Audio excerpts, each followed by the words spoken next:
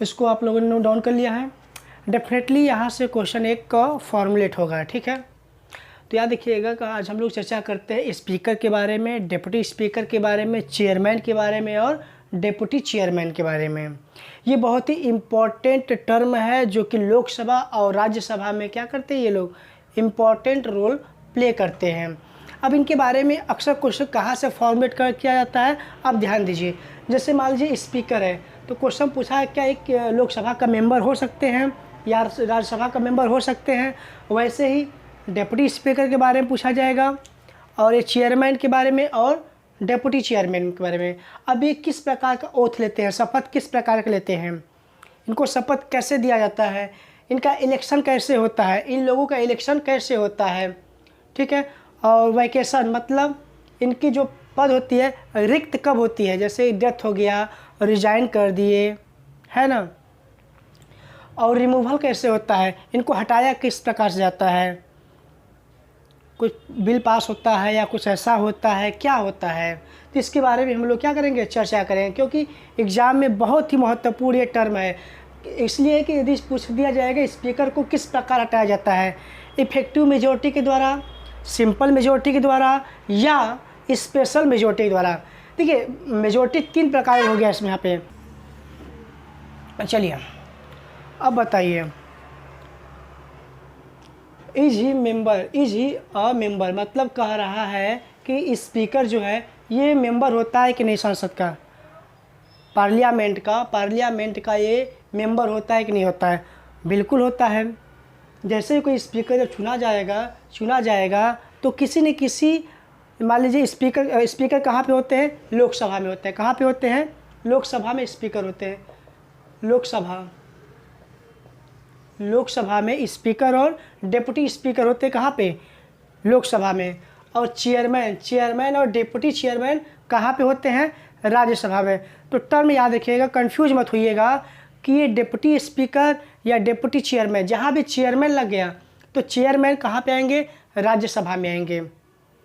कभी मान लीजिए क्वेश्चन पूछ दिया आपसे कि चेयरमैन लोकसभा से बिलोंग करेंगे या राज्यसभा से बिलोंग करेंगे, तो आप इसमें कंफ्यूज मत होइएगा। तो आप क्या बोलेंगे, ये यदि स्पीकर है, स्पीकर के बारे में आ रहा, चाहे डिप्टी स्पीकर हो चाहे क्या हो, स्पीकर हो, ये दोनों लोग कहाँ से बिलोंग करेंगे, लोकसभा से। और डिप्टी चेयरमैन और चेयरमैन कहाँ से बिलोंग करेंगे, राज्यसभा से। ठीक है, बातें समझ आ रही है। तो इज ही अ मेंबर, हाँ बिल्कुल ये लोकसभा के मेंबर होंगे। कहाँ के मेंबर होंगे, लोकसभा के। लोकसभा में क्या होते हैं, ये मेंबर होते हैं। मेंबर मतलब सदस्य होते हैं, मतलब एक एमपी होते हैं। जैसे कोई भी व्यक्ति चुना, जैसे ओम बिरला जी फिलहाल भी क्या है, ओम बिरला जी अभी स्पीकर है लोकसभा के, तो पहले कहीं से सांसद चुने गए होंगे। जैसे मान लीजिए वाराणसी के कोई, अभी आपके सांसद कौन है, नरेंद्र मोदी जी हैं, वैसे आपके एरिया के कोई और सांसद होंगे, है ना। तो जो लोग सांसद होते हैं उन्हीं में से कोई है क्या किया जाता है, स्पीकर नियुक्त किया जाएगा। ठीक है, अब देखिए तो स्पीकर कहाँ पे होते हैं, लोकसभा में होते हैं, मेंबर होते हैं। ऐसा नहीं कि बाहरी व्यक्ति आकर के स्पीकर बन जाए, ऐसा नहीं है। उसी एरिया का मतलब लोकसभा में से, ये लोकसभा है, जितने लोग एमपी हैं, मान लीजिए 545 लोग, इनकी स्ट्रेंथ क्या होती है, 545 होती है ना। लोकसभा का स्ट्रेंथ कितना, मैक्सिमम कितने लोग हो सकते हैं, 545 लोग हैं। ठीक है, तो 545 में से कोई एक व्यक्ति क्या बनेगा, स्पीकर बनेगा। बात समझ आ रही है। तो स्पीकर यहाँ से बनेगा, इसी में से बनेगा, लोकसभा में से।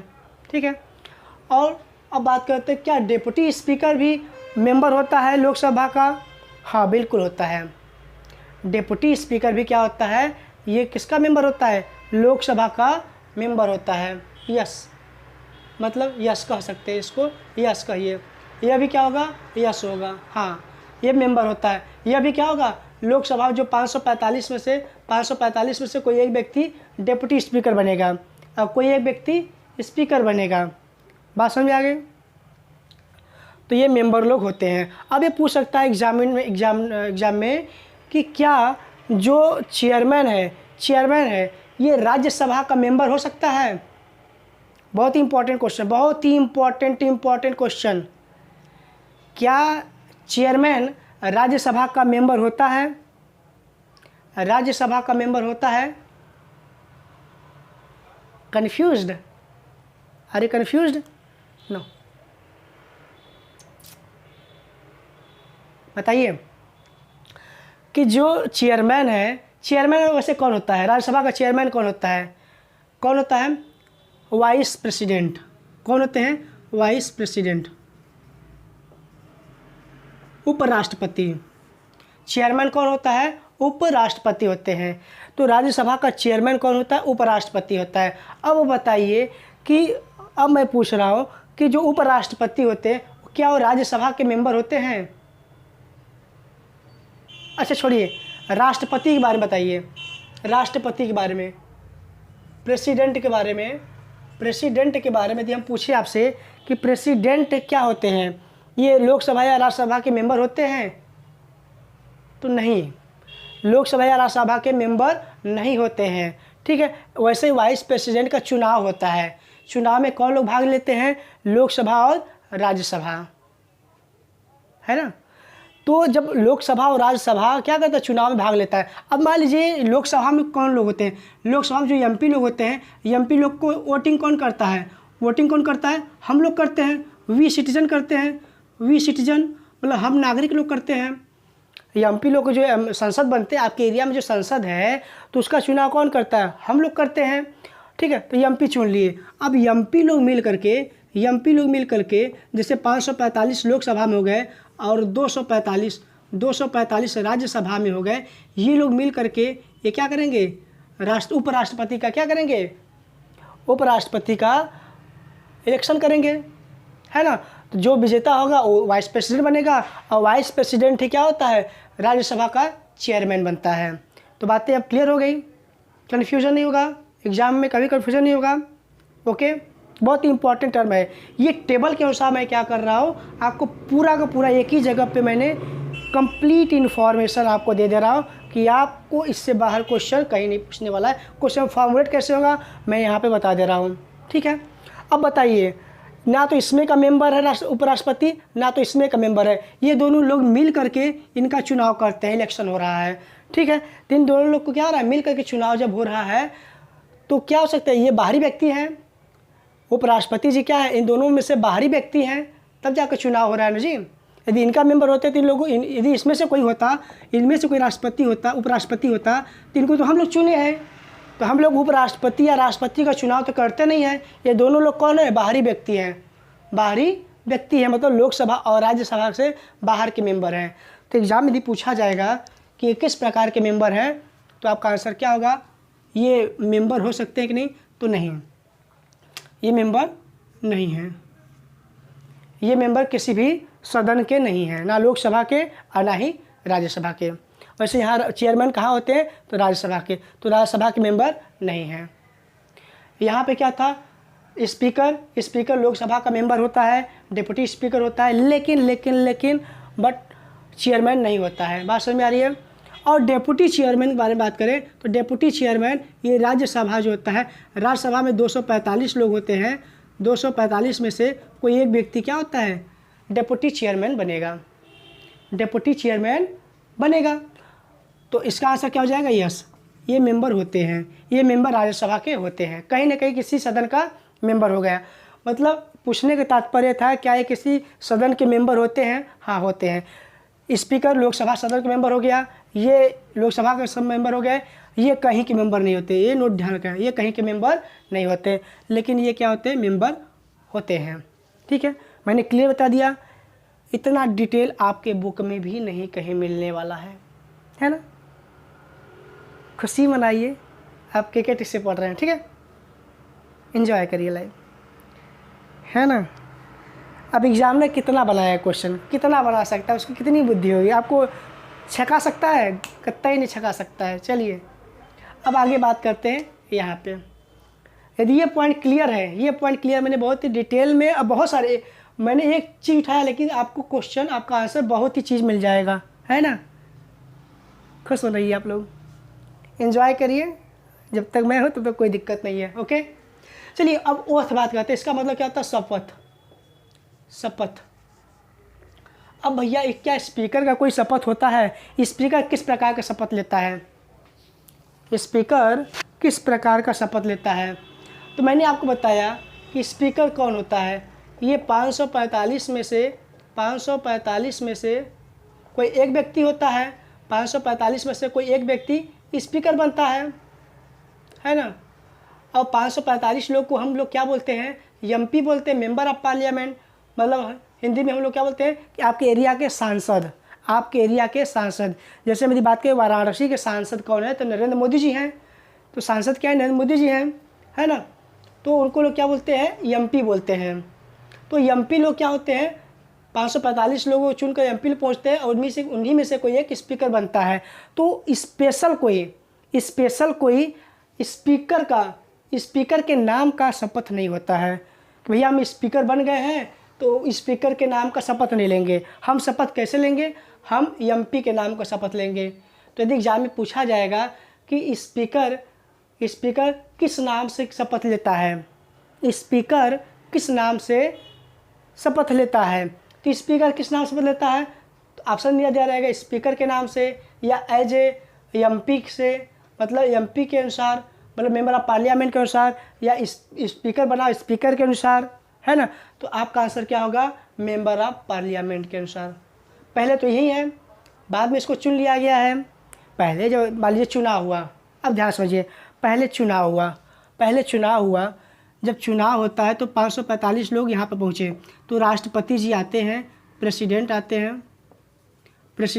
हैं या प्रेसिडेंट कहीं बिजी हैं, ठीक है, तो अपने जिनको ये नियुक्त कर देते हैं, प्रेसिडेंट कर देते हैं भैया हम एक लोग को भेज रहे हैं, वो क्या करेंगे? शपथ मेरे स्थान पे दिलवाएंगे, है ना। तो या प्रेसिडेंट दिलवाए या प्रेसिडेंट किसी को नियुक्त करे, वो क्या करेगा? शपथ दिलवाएगा।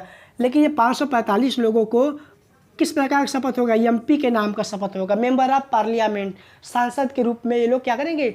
शपथ लेंगे। तो कोई भी व्यक्ति ना तो स्पीकर के नाम पर शपथ लेगा, ना ही डिप्टी स्पीकर के नाम पर शपथ लेगा। तो लोग शपथ किस प्रकार लेंगे? केवल एमपी के नाम का, ओनली एंड ओनली एमपी के नाम का शपथ लेंगे, ठीक है। वैसे ही यहाँ पे क्या था? Deputy chairman. तो 245 लोग यहाँ पे चुने गए हैं, 245 लोग यहाँ पे चुने गए हैं। तो 245 लोग को शपथ एज एमपी किया जाएगा, है ना। तो एमपी किया जाएगा। और कोई भी स्पेशल यहाँ पे क्या है? स्पेशल नाम से डिप्टी चेयरमैन के नाम से शपथ नहीं दिया जाता है। डिप्टी चेयरमैन बाद में बनाया जाता है। शपथ पहले किस प्रकार का होता है?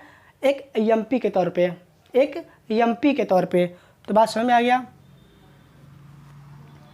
देखिए क्लियर फंडा रहेगा आपके दिमाग में तो ज़िंदगी में नहीं भूलेगा, है ना। बार बार पढ़ने से बेहतर सिर्फ एक बार ध्यान दीजिए। तो ये शपथ किस प्रकार से लेंगे? As a MP, not a speaker. Speaker के नाम पर कोई स्पेशल नहीं होता, एमपी के नाम पे। डिप्टी चेयरमैन एमपी के नाम पे लेंगे। डिप्टी चेयरमैन बाद में बनाए गए हैं, पहले एमपी थे, है ना। लेकिन चेयरमैन जो होते हैं, चेयरमैन किस प्रकार की शपथ लेंगे? मैंने आपको बताया था ये ना तो लोकसभा के मेंबर हैं और ना ही राज्यसभा के मेंबर हैं। मतलब 545 में से ये नहीं है, ना ही 245 में से ये बिलोंग करते हैं। ये कैसे बिलोंग करते हैं? इन दोनों के द्वारा इलेक्शन होता है। इलेक्शन के बाद क्या बनते हैं? वाइस प्रेसिडेंट, उपराष्ट्रपति बनते हैं। क्या बनते हैं? उपराष्ट्रपति बनते हैं। और उपराष्ट्रपति ही एक कार्यभार सौंपा गया है, किस नाम से? चेयरमैन के नाम से, कि राज्यसभा के चेयरमैन कौन होंगे? तो उपराष्ट्रपति, ठीक है। तो ये किस प्रकार का शपथ लेंगे? अपने वाइस प्रेसिडेंट का अनुसार। तो जो वाइस प्रेसिडेंट बने उपराष्ट्रपति के नाम का ये लोग क्या करेंगे? शपथ लेंगे। तो शपथ एक वाइस प्रेसिडेंट के नाम पे लेंगे, ठीक है। बात समझ आ रही है? अब यहाँ पे बता ही दिया, ये भी एमपी के नाम का लेंगे। तो कन्फ्यूजन यहाँ नहीं होना चाहिए, यहाँ पे कन्फ्यूजन कतई नहीं होना चाहिए। Okay, got it? एंजॉय आ रहा है? मस्ती आ रही है? मस्ती के साथ पढ़िए, क्लियर समझिए। हमेशा एक्सपर्ट से पढ़िए, है ना, ध्यान रखिए। अब बुक जाकर ओपन करिएगा, प्रीवियस ईयर क्वेश्चन उठाइएगा और देखिएगा कि आप कर पा रहे कि नहीं कर पा रहे। ऐसा कोई भी क्वेश्चन आपको नहीं दिखेगा जो आपसे क्या हो जाए, सर के ऊपर जाए, क्योंकि मैंने एक एक चीज़ को मैंने एलेबोरेट कर दिया है। आपके कोई भी व्यक्ति, देखिए इस वीडियो को टेक्निकल साहब इसको आप ज़रूर इसको अपलोड करिएगा कि सभी लोगों का कल्याण हो, ठीक है। इन्हीं बच्चों का नहीं, सबका भी हो जाए, है ना। सबका ध्यान दीजिए। आप लोग को तो जलन होगा, है ना, कि आप फीस दे रहे हैं और वो लोग फ्री में पढ़ लेंगे। कोई बात नहीं है, सबका ध्यान देना चाहिए, वो भी आप ही लोग के भाई लोग हैं, है ना। कोई एक भी देख लेगा उसका कल्याण हो जाएगा, क्या दिक्कत है ना। कल्याण होना चाहिए, परोपकार करिए, बेनेवोलेंट बनिए, बेनेवोलेंट, है ना। चलिए, तो ये किस प्रकार का शपथ लेंगे, वाइस प्रेसिडेंट का। ये किस प्रकार का लेंगे, एमपी का। तो बातें समझ में आ रही है, बातें समझ में आ रही है, इसको नोट डाउन कर लीजिए। कहीं कोई कन्फ्यूजन नहीं ना है, बताइए बताइए जी। अब चलिए हम लोग देखते हैं आगे, देखिए नोट डाउन करते रहिए। अब इलेक्शन देखिए, इलेक्शन किस प्रकार से होता है ना। तो इलेक्शन कहाँ पे होता है इनका भी मैंने पहले ही पूरी चीज़ बता दिया कि ये 545 में से होती है लोकसभा, 545।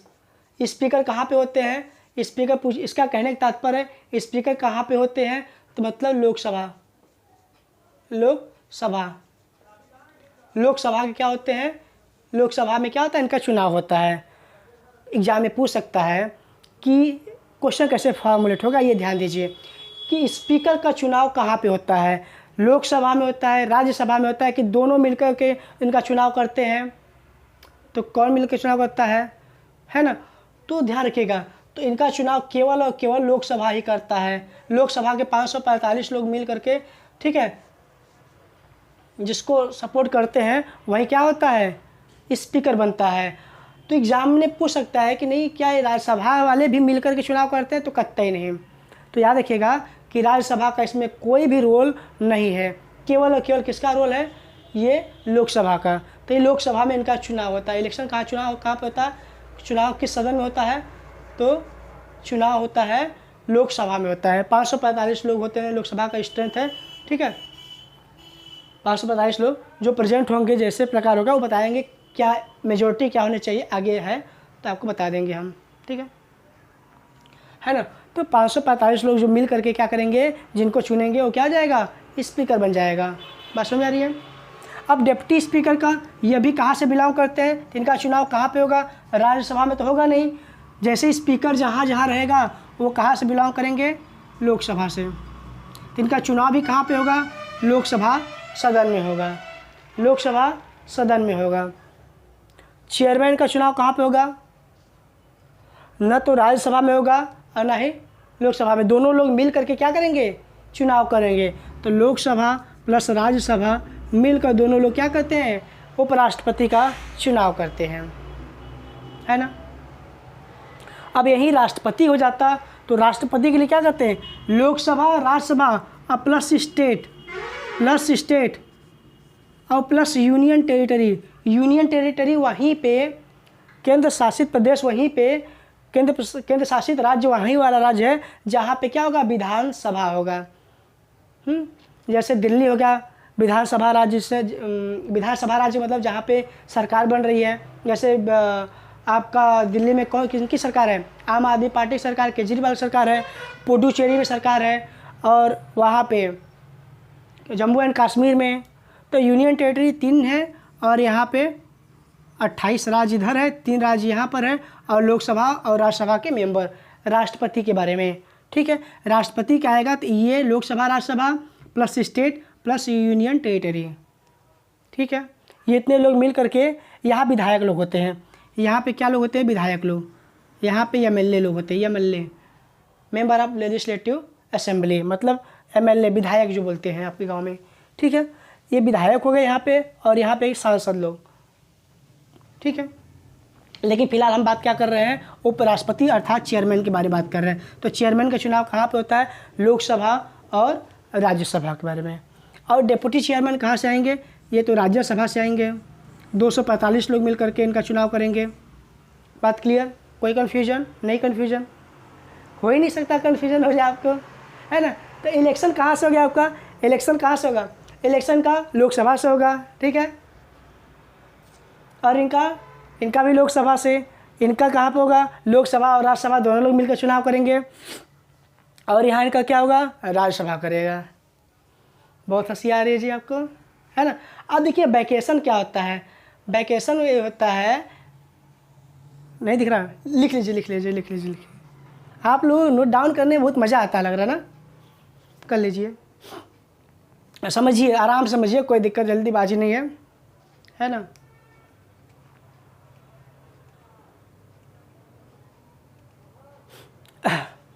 चलिए अब हम बात करते हैं वैकेशन के बारे में। वैकेशन क्या होता है कि ये अपने पद पर कब रहेंगे कब नहीं रहेंगे, हो सकता है रिजाइन कर दें, है ना।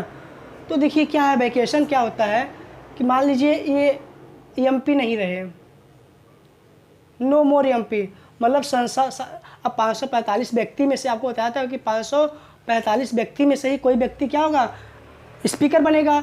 और जब मान लीजिए इनका चुनाव हुआ, हो सकता है इन्होंने क्या किया, कोई चुनाव में गड़बड़ी किया रहा हो या इनकी योग्यता नहीं रहा हो, है ना। स्पीकर बनने, मान लीजिए एमपी बनने के लिए मिनिमम उम्र कितना होना चाहिए, कितना होना चाहिए लोकसभा का, बताइए। मान लीजिए मैंने 25 साल रख लिया, है ना, 25 साल रख लिया। यदि वो 24 साल में एमपी बन जा रहे हैं तो क्या हो जाएगा, इनकी योग्यता ख़त्म कर दी जाएगी, है ना। तो किसी भी प्रकार यदि इनका एमपी का पोजीशन चला जाएगा तो स्पीकर भी नहीं बन पाएंगे आप ये लोग। दूसरी बात, और यदि ये रिजाइन कर दें, ठीक है, रिजाइन कर दिया जाए इनका, मतलब ये अपना रिजाइन खुद दे दें। अच्छा, ये रिजाइन किसको देंगे, स्पीकर एग्जाम में पूछा जाता है कि एक स्पीकर किसको ये रिजाइन करेंगे, स्पीकर किसको रिजाइन देंगे, किसको रिजाइन सौंपेंगे, क्या राष्ट्रपति को सौंपेंगे या प्रधानमंत्री को सौंपेंगे या उपराष्ट्रपति को सौंपेंगे या डिप्टी चेयरमैन को। कंफ्यूजन, बताइए। स्पीकर जो है अपना रिजाइन किसको देगा, किसको, राष्ट्रपति, उपराष्ट्रपति, प्रधानमंत्री और डिप्टी चेयरमैन, किनको ये अपना रिजाइन देंगे। तो आंसर ये है, ध्यान रखिएगा कि स्पीकर किसको देगा, डिप्टी स्पीकर को, मतलब ऊपर स्पीकर किसको देगा, इसको देगा, और ये किसको देगा, जब इसको रिजाइन करना होगा तो ये स्पीकर को देगा। बात समझ में आ रही है, समझ आ रही है। स्पीकर डिप्टी स्पीकर जब देना होगा तो किसको देगा, स्पीकर को देगा। तो ये बात नोट डाउन कर लीजिए क्योंकि इसमें टॉपिक में नहीं है ना। तो ये जब भी रिजाइन करेगा तो किसको देगा, ये डिप्टी स्पीकर को देंगे, और जब डिप्टी स्पीकर रिजाइन करता है तो किसके देगा, स्पीकर को अपना लेटर सौंपेगा। क्लियर बात। लेकिन यहाँ मत करिएगा, अभी चेयरमैन डिप्टी चेयरमैन ऐसा केस मत करिएगा, बताएंगे कि यहाँ स्पीकर और डिप्टी स्पीकर आपस में बदल ले रहे हैं अपना लेटर, तो वहाँ पे लेटर नहीं बदल पाएंगे, है ना, क्योंकि बराबरी का मामला नहीं रहता वहाँ पे। अब देखिए रिजाइन हो गया, और दूसरा क्या, तीसरा क्या हो सकता है, रिमूव कर दिया जाए, इनको रिमूव कर दिया जाए, है ना। एक या तो एमपी किसी तौर पे ना रहें, इनकी योग्यता अक्षमता हो जाए तो एमपी नहीं रहेंगे तो स्पीकर नहीं बन पाएंगे फर्दर। और दूसरी बात क्या है, रिजाइन दे दे, खुद ही रिजाइन दे दें, है ना। और तीसरी बात, इनको रिमूव कर दिया जाएगा, वोटिंग करके 545 लोग जो होते हैं आपस में वोटिंग करके क्या करेंगे, इनको रिमूव कर देंगे। तो हम नीचे देखेंगे किस प्रकार का रिमूवल होता है, यहाँ पे देखेंगे, ठीक है। फिलहाल अभी यही तक बात फिनिश करते हैं कि रिमूव किया जाता है, किस प्रकार का रिमूवल किया जाएगा, यहाँ पर देखेंगे स्पेशल तरीके से। अब देखिए, अब इनके पास भी क्या ऑप्शन है, जो इनके पास ऑप्शन था तीनों इनके पास भी होगा। ये भी एमपी नहीं होंगे तो डिप्टी चेयरमैन नहीं बन पाएंगे। यदि ये रिजाइन कर दें, ये रिजाइन खुद कर दें, रिजाइन खुद किसको करेंगे, स्पीकर को करेंगे, या इनको रिमूव कर दिया जाए, या ढंग से काम न कर रहे हो या पक्षपात ऐसा कर रहे हैं तो लोग मिलकर क्या कर दें, इनको रिमूव कर दें, ठीक है। तो रिमूवल के लिए किस प्रकार की मेजोरिटी चाहिए हम आगे भी चर्चा करेंगे। अब यहाँ पर देखिए, उपराष्ट्रपति एमपी से कोई ताल्लुकात नहीं है, एमपी से कोई ताल्लुकात नहीं, मेंबर हुआ नहीं करते हैं, ये लोकसभा और राज्यसभा के मेंबर होते नहीं हैं, तो ठीक है। तो एमपी को लोग चांस नहीं है, ये वाइस प्रेसिडेंट होते हैं। वाइस प्रेसिडेंट को रिमूव करने का या उनके पद हटने का 5 तरीका होता है, या तो या 5 साल, इनका पहला तरीका क्या है, या 5 साल पूरा हो जाए, 5 साल इनका ख़त्म हो जाएगा तो क्या हो जाएंगे, ये चले जाएंगे, है ना। या तो डेथ हो जाए इनकी, या तो डेथ हो जाए, है ना, या तो रिमूव किया दिया जाए, है ना। एक गिलास पानी दीजिए तो।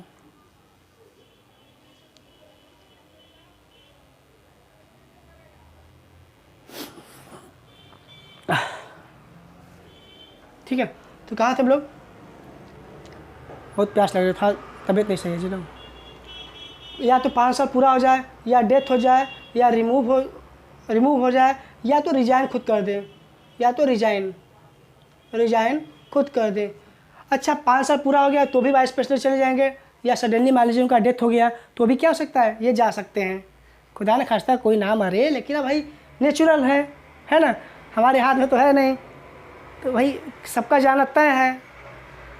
आप कब तक रहेंगे, IAS वाईएस बन जाइए, तब तक कुछ बन जाइए, नाम रोशन करके चले जाइए आप भी, है ना। 5 साल डेथ, अरे भैया मना नहीं रहे, ठीक है। 5 साल डेथ रिमूवल हो जाएगा, रिमूव कर लिए या खुद रिजाइन कर लिए, या अदरवाइज। एक अदरवाइज होता है, एक अदरवाइज में क्या आएगा सोचिए। यहाँ पे मैंने एक 5 साल लिख दिया कि इनका टर्म पूरा हो गया, है ना, डेथ हो जाएगा, और तीसरा रिमूव कर दिए जाएंगे, या खुद रिजाइन कर दें, या लास्ट क्या,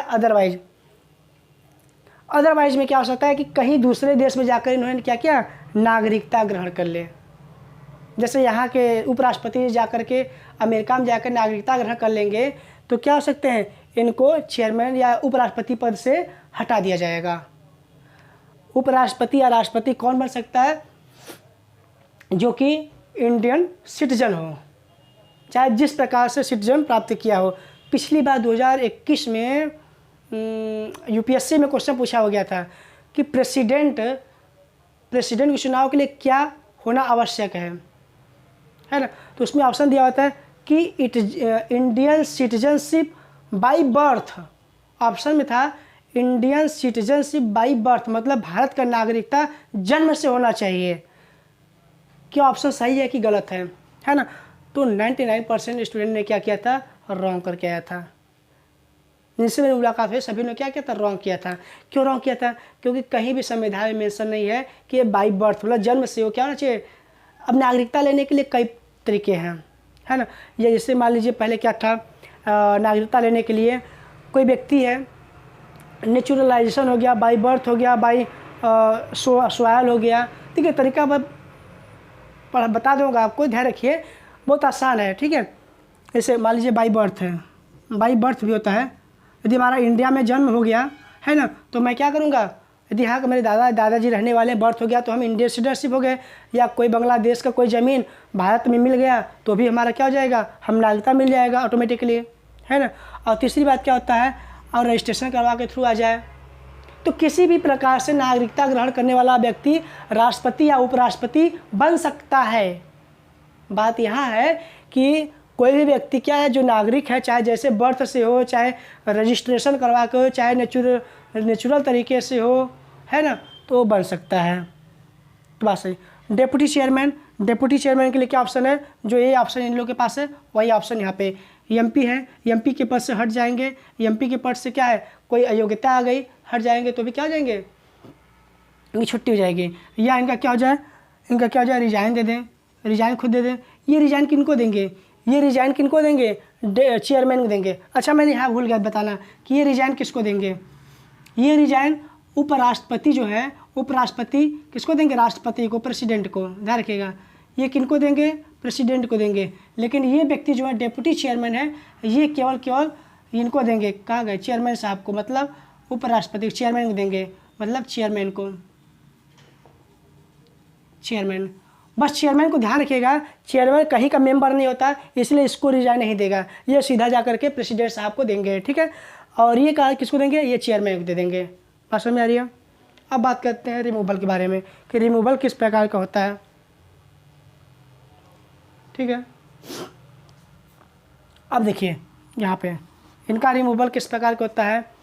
अब मैंने बताया था कि आपको इफेक्टिव मेजॉरिटी क्या होती है और स्पेशल मेजॉरिटी क्या होता है, सिंपल मेजॉरिटी क्या होता है। अब पहले इनका चर्चा कर लेते हैं। जो स्पीकर होते हैं, स्पीकर का किस प्रकार का रिमूवल होता है, तो इफेक्टिव EFFECTIV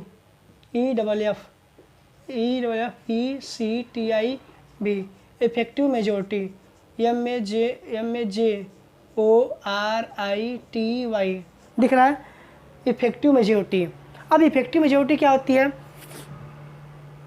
इफेक्टिव मेजॉरिटी क्या होती है, पहले सिंपल मेजॉरिटी देख लीजिए। इसको मैं रफ कर दूँ, इस चीज़ को मैं रफ कर दूँ। अच्छा, जो लोग नहीं लिख पाए इसको या तो मोबाइल से स्क्रीनशॉट कर लें, ठीक है, और इसको अच्छे तरीके से कर लें।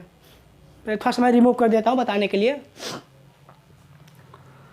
अरे भैया सर्दी जुकाम हो गया, क्या बताएं। देखो बस इतना है, ये था। अब देखिए, अब मैं बता रहा हूँ आपको कि इफेक्ट सिंपल मेजॉरिटी क्या होती है। सिंपल, जैसे 100 लोग हैं तो 100 लोग, 100 में से 51% किसी एक को मिल गया, 51%, तो क्या होता है, वो विजेता हो जाएगा, है ना। चाहे वो जीते, चाहे किसी बिल के बारे में बात हो, सिंपल मेजॉरिटी जहाँ भी आएगी 51% होता है। चाहे 40 लोग रहें, जैसे मान लीजिए 40 लोग हैं तो 20 और 20 इधर बराबर होते हैं, तो यदि कोई व्यक्ति इधर से एक कम हो जाए, मतलब 19 हो जाए और प्लस इधर एक हो जाए, मतलब 21 और 19 का रेशियो रहेगा, तो भी क्या हो जाएगा, 51% कहा जाएगा, ठीक है। अर्थात क्या होगा, जहाँ भी 51% हो, आधा से एक लोग अधिक किसी को एक वोट कर दे, चाहे हटाने में कर दे, चाहे बिल को पास करने में कर दे, उसी को क्या कर दें, सिंपल मेजॉरिटी कहेंगे। तो जहाँ भी सिंपल मेजॉरिटी की बात आएगा वहाँ पे क्या हो जाएगा, 51%। अब बात करते हैं स्पेशल मेजॉरिटी।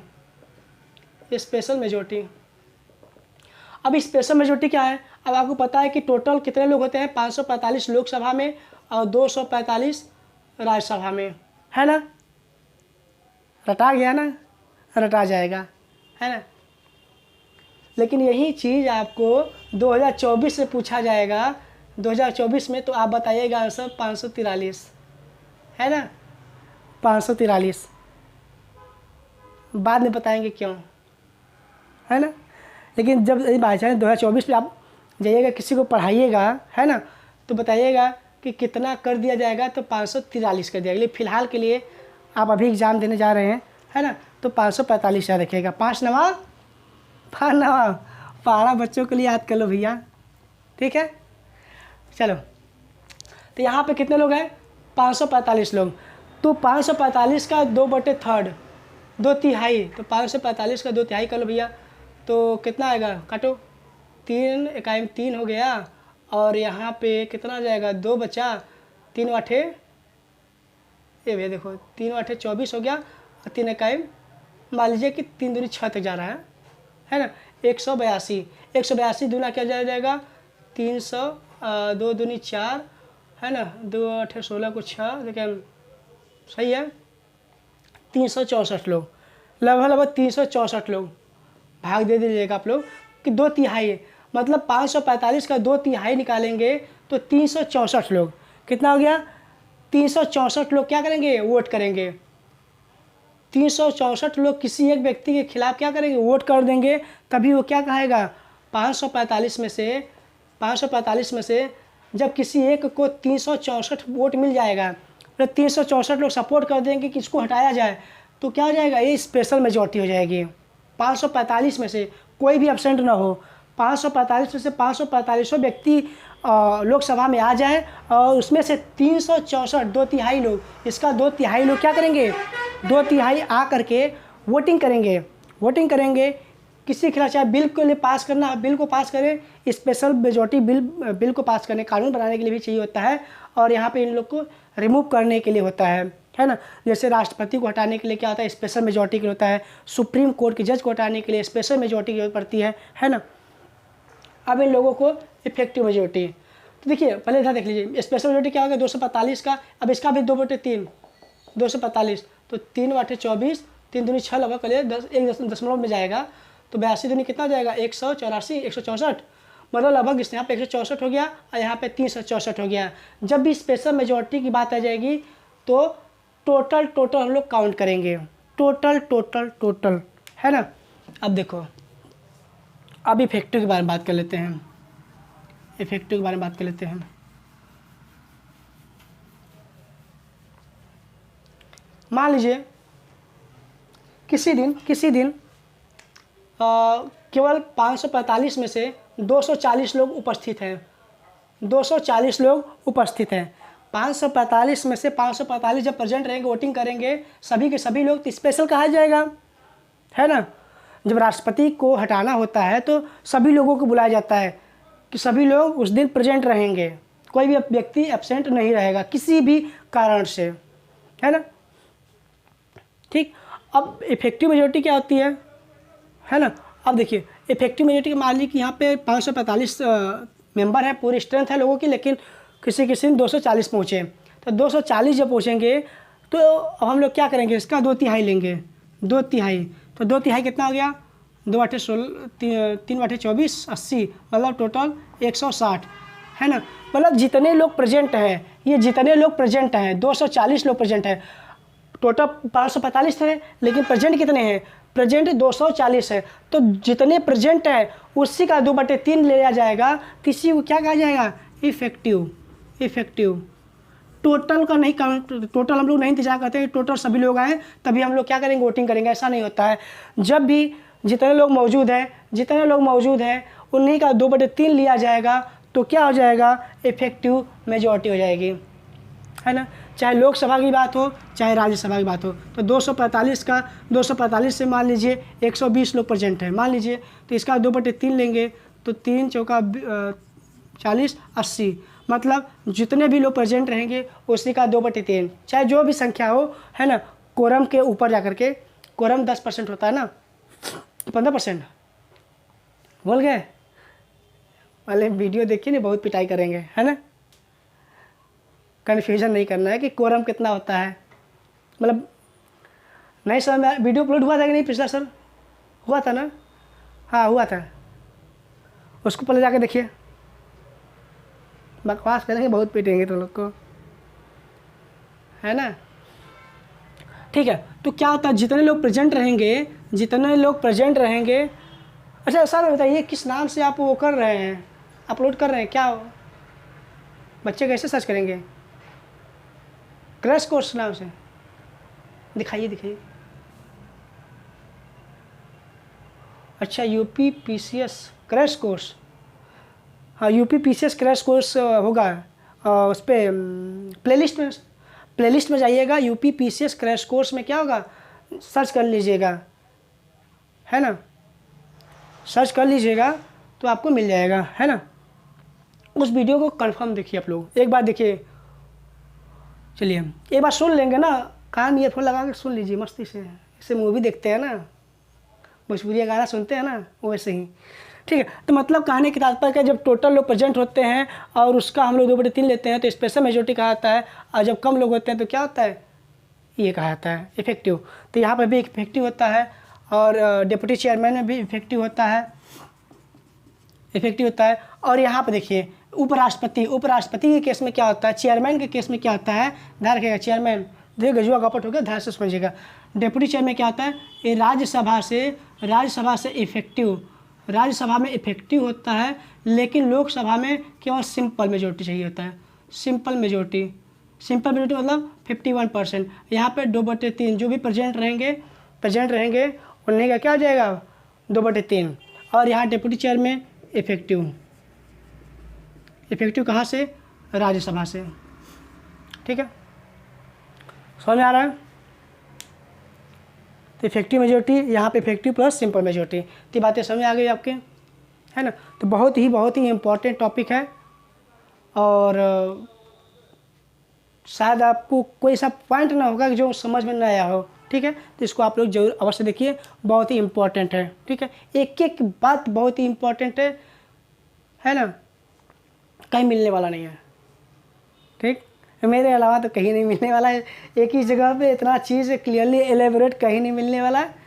चाहे आप आईएएस की तैयारी करें, चाहे आप पीसीएस तैयारी करें, चाहे जो करें, किसी भी एग्ज़ाम में ये ब्रह्मास्त्र काम करने वाला है ना। चलिए इसके बाद हम लोग क्या देखेंगे, टॉपिक देखने वाले हैं, क्या कौन सा टॉपिक है, प्रेसिडेंट के बारे में। चलिए देखते हैं उसी को।